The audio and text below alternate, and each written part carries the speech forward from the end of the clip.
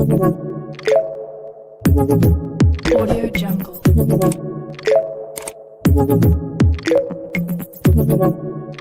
Hello, so pite ho nabon chawin jingka ka video hin ve kha hoding in chun jingka pha ka hin bolin suna hin ve kha hokit ding in chun sun pha ka hin bolin chule nil ha langa in ve kha hokit ding in chun nil ha pha ka hin bolin chukit le zana in ve kha hokit ding in chun zan pha ka hin bole tuna video hin bolding o chu YouTube ma hi video betting le apps dang hoa hi kilu thailo apps dang hoi ki mang thailo a hi in chi ve thena ding le apps dang ho lu thena ding a chu a hin bol du a hi in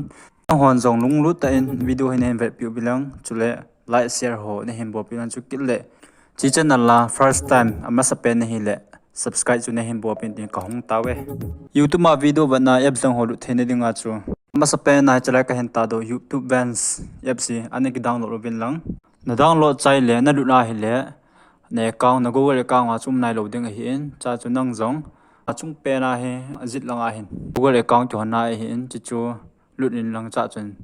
na Google account chu ki login lang na kin log zo le ne account a chu na video ho na channel ho chu ki moding tan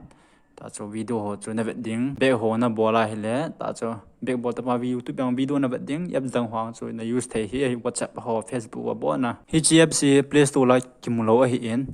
kin na link description na kan ko ding a hin description na chu ne ve lang ki download bo na de wa le hi chi YouTube VANCED YouTube to thakat chat a hi in YouTube langa chu chi YouTube VANCED app sina manding a hi tan chi chu na manding video na bat ting le apps dang hwa jang na lu thei ting hi te chi chu na mana hi le